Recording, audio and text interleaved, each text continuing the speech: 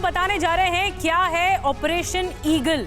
जी हाँ, रूस और यूक्रेन के बीच चल रही जंग को लेकर बहुत बड़ा खुलासा हुआ है। दावा किया जा रहा है कि यूक्रेन पर भारी पड़ रहे ईरानी ड्रोन को तबाह करने के लिए अमेरिका ने नई रणनीति तैयार की है। अमेरिका के सीक्रेट मिशन को ऑपरेशन ईगल कहा जा रहा है। हालांकि बाइडेन के इस मिशन की भनक पुतिन को भी है। उन्होंने भी यूक्रेन की तबाही का प्लान तैयार कर लिया है। अमेरिका और रूस के तबाही प्लान को डिकोड भी करेंगे। वॉर जोन से हमारे रिपोर्टर्स भी जुड़ेंगे, ग्राउंड जीरो से मनीष और आशीष। साथ ही हम बातचीत करेंगे वॉर जोन में ये ब्रह्मास्त्र क्या है। लेकिन पहले बड़ी खबर से शुरुआत करेंगे। ऑपरेशन ईगल के बारे में हम आपको विस्तार से बताएंगे।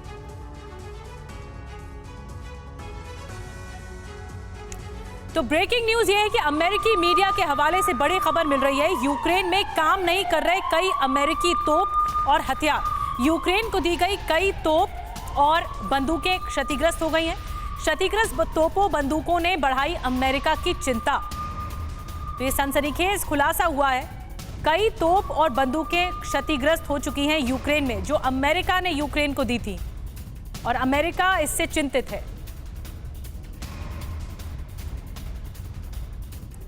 और आइए अब आपको डिटेल में बताते हैं कि भीषण जंग के बीच अचानक अमेरिका की चिंता इतनी क्यों बढ़ गई है, टेंशन क्यों बढ़ गई। दरअसल अमेरिकी मीडिया के हवाले से बैटल ग्राउंड में अमेरिकी तोपों हथियारों का हो रहा है ज्यादा इस्तेमाल।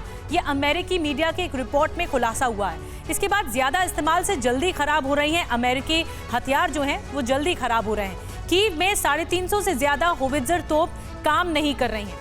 ये भी एक इम्पॉर्टेंट फैक्टर है। यूक्रेन भेजी गई कई अमेरिकी बंदूकें भी खराब पड़ी हुई हैं, जो कि चिंता की बात है। खराब हो चुके अमेरिकी हथियारों की पोलैंड में हो रही है जो पोलैंड में ये इस बात की अश्योरेंस है। अमेरिका ने यूक्रेन को हाल ही में भेजी है 142 M777 होवित्जर तोपें भेजी गई हैं।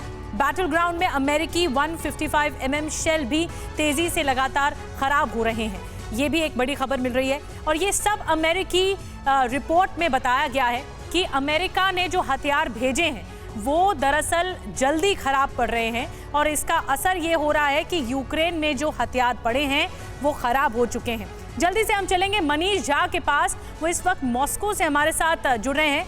मनीष, अमेरिकी हथियार यूक्रेन में खराब हो रहे हैं, इससे रूस को खुश होना चाहिए, क्योंकि रूस एक तरह से ये स्ट्रैटेजिकली वॉर को अंजाम देने में जुटा है कि जल्द से जल्द यूक्रेन अपने हाथ खड़े कर दे, अपने आप को सरेंडर कर दे।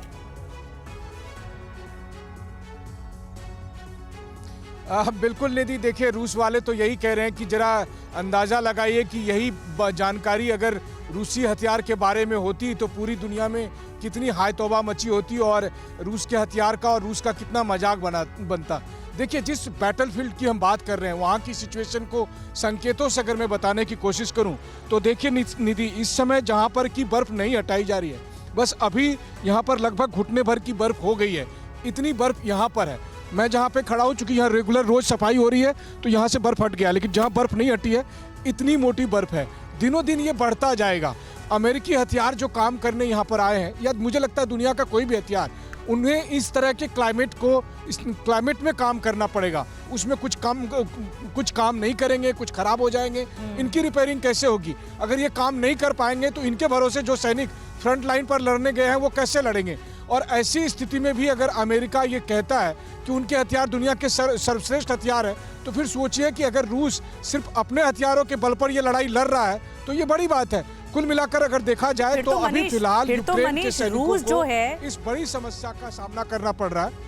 बड़ी बात आप कह रहे हैं मनीष। फिर तो रूस को इस बात के लिए लगातार अपनी रणनीति और बड़ी करनी होगी, क्योंकि रूस तो अब अपने टैंकों को भी विंटर कलर में रंग दे रहा है, वाइट कलर में, ताकि पता ही नहीं लग पाए कि वहां पर टैंक मौजूद है और वहां से हमला हो जाए। 350 होवित्जर तोपें खराब हो गई हैं यूक्रेन में अमेरिका की। इससे बड़ी त्रासदी और कुछ नहीं हो सकती यूक्रेन के लिए, जहां अमेरिका मदद कर रहा है। मनीष, बिल्कुल बिल्कुल, देखिए अमेरिका और यूरोपीय देश के तमाम हथियार यूक्रेन में जा रहे हैं, वहां पर खराब हो रहे हैं। हालांकि अमेरिका का कहना है कि उन्होंने हथियारों की रिपेयरिंग के लिए पोलैंड में एक अलग से यूनिट लगा रखी है। लेकिन फिर भी मैं मानता हूं कि सोचिए, रूस यूक्रेन बॉर्डर पे कोई हथियार है, वो तोप खराब हो गए, उसको वापस पोलैंड लेके जाया जाएगा, पोलैंड में फिर वो ठीक होगा और फिर पोलैंड से वापस उसे उस फ्रंट लाइन पर लेके जाएगा।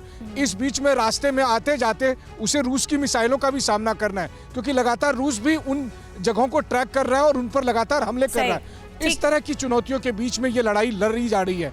हाँ, ये बात जरूर है कि जहां तक रूस के हथियारों का सवाल है, तो रूस वाले यही कहते हैं कि हमने अभी तक जो खतरनाक हथियार है या विध्वंसक हथियार है उसका तो इस्तेमाल किया ही नहीं। इस्तेमाल ही नहीं किया है।